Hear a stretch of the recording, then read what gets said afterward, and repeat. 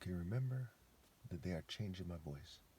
This video is extremely, extremely important. It is about who the Jews are.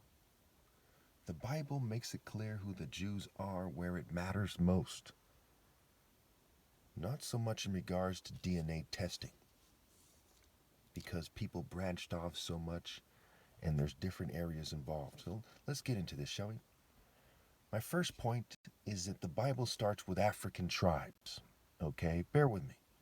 Not just because Hebrew is an Afro-Asiatic language, we'll get to that later, but because it's Adam and Eve, it's Noah, and then it's Ham, Shem, and Japheth. Who are these guys? There's a lot of confusion because of, black supremacists and white supremacists and Jewish supremacists and LGBT people on the internet. Okay? Some of them mean more well than others, perhaps, but they've confused this. The simplest answer is we don't exactly know who Ham, Shem, and Japheth are. Okay? They refer to people and an individual. Okay? But we know that it has to do with Africa. Bear with me. So first of all, there's science, right? Science is part of logic. Jesus said, why don't you judge for yourselves what is right? Now, scientists at times lie for racist reasons, right? There's ethnocentric people, there's Eurocentric people, there's Afrocentric people. They want people to see it their way. I don't care if Ham, Shem, and Japheth were green. When we really can understand who they are, has to do with where they describe that they founded. Ham brought about Mizraim and Cush and Canaan, etc. And this is where Israel is, Egypt, and, the southern part of Egypt, where Horus' cult center was, and all the way through the rest of Africa is basically Ham territory when we consider the migrations of people. Shem, very much the Middle East, and Japheth is like Eurasia in a nutshell. Okay, and some of these people expanded into the Americas. Okay. Now, when we look, and I mean some of all three of the groups. Okay. When we look at Ham, right? Ham begot Cush. Cush begot Nimrod. Nimrod founded Babylon, which is the central city in the story. Bear with me now. Some of you say, well, no, it's Israel. Bear with me. You'll see that I'm right. Okay. Basically, Abraham, who is the ancestor of the Jewish people, okay, was born in Babylon. Okay. For example, if Native Americans moved to Europe, okay, they'd still be Native Americans. That's their heritage, right? At some point, they migrated from Africa in waves, or bit by bit, till they found their way to America. So they're Africans who turned Native Americans who went to Europe. If they were there for a couple thousand years, you might see them as Europeans, but their spirit and their customs, if they kept them, would be Native American and ultimately rooted in Africa. Okay, pretty straightforward. And so it is with Abraham. Okay, Ham begot Cush, who begot Nimrod, which is an African spirit, an African legion, an African group, an army that founded, okay, with an African king named Nimrod, who founded Babylon. Okay, and Abraham, his name is even Ham, which is showing, giving credit to the Hamite people. And we see this quite often, that people are named a certain thing in the Bible that reflects it. Moses means to draw out. It was drawn out of water. Okay, Simon Peter, right? Jesus gave him a new name, etc. The name is key. The Lord is a warrior. The Lord is his name. Okay, so Ham begot Cush, Cush begot Nimrod, Nimrod founded Babylon. This is key here. Nimrod is said to be a mighty warrior before the Lord in Genesis 10. And in Exodus 15:3, it said the Lord is a warrior. So this is an African warrior order. Okay? And Abraham heard the proverbial saying, like Nimrod, a mighty hunter before the Lord, a mighty warrior, right? A hunter, people are referred to as sheep. So hunting animals and hunting people, it's like the same thing.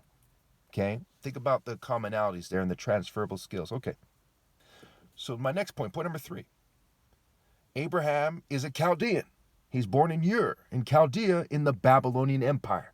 He's born in the Babylonian Empire. So if you were born in Alaska or Hawaii, you'd be born as an American in the greater American Empire, and you have an American culture. So Abraham understood God in terms of African Babylonian culture, Afro-Babylonian culture, Afro-Asiatic culture. This is key here because this defines him. Now keep in mind that the majority of the Jews were heathens, right? They continued following Baal. And where did they find Baal and Asherah? They got these people from other people's religions, especially the Babylonians. That's why in the end it's Babylon's system that clashes with God. And what is Babylon's system? It is following false idols, false Mesopotamian idols, Middle Eastern idols, instead of following the African warrior order. Again, Exodus 15:3, the Lord is a warrior, the Lord is his name, and Genesis 10. Okay? Nimrod was a mighty warrior for the Lord, and Ham begot Cush, Cush begot Nimrod. And Nimrod founded Babylon. Made it his cult center before Abraham. And so he was the main holy man, the holy warrior man of Babylon. And when they stop following him, Babylon falls. It's all about Babylon. The Bible ends emphasizing Babylon more than Israel. And in many ways, they emphasize Egypt more than Israel. That's a story for another day. The fourth point. He was a Chaldean wanderer. So if somebody wanders out of their area, right?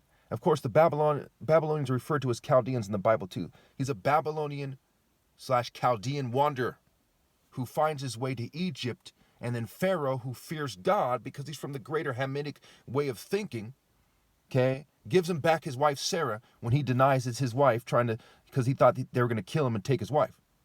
Okay, so he wanders to Egypt from Babylon. Okay, Chaldea, Ur, part of the greater Babylonian Empire. Now, Chaldeans, so eventually, when Moses comes about, when Joseph goes to Egypt and all the Jews follow him to Egypt and they settle down, these people are now Chaldeans, right? They're tracing their line from Abraham. That's who they are in Egypt. They're Chaldeans who Abraham claimed to have a revelation from God, and it showed him what to do.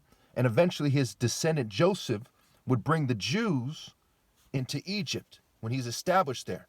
So now they're Chaldeans who are established in Egypt. Moses hasn't come about yet. Okay, then when Moses comes, Moses and Aaron, they leave and wander around until they settle right next to Egypt. Now this is key here. First of all, the miracles are figurative. Can you imagine being the Egyptian army? You see the Red Sea is split, and you see these people are about to finish crossing over, and you pursue them anyway, not knowing. If you think it's a natural event, how the hell did that happen? If you think it's a supernatural event, why would you still pursue them? Because it was figurative. It didn't actually occur, and I've overkilled this a million times over with all the water explanations, right? The living water of God, the clouds, his chariots are like a whirlwind. He advances like the clouds. He beat him as fine as wind-blown dust. Okay, it's figurative. Okay. Point number 7. Most of them still follow Baal, right? Remember the golden calf, right? Baal and bull. Okay, most of them still follow Baal. Babylon, Babel-on.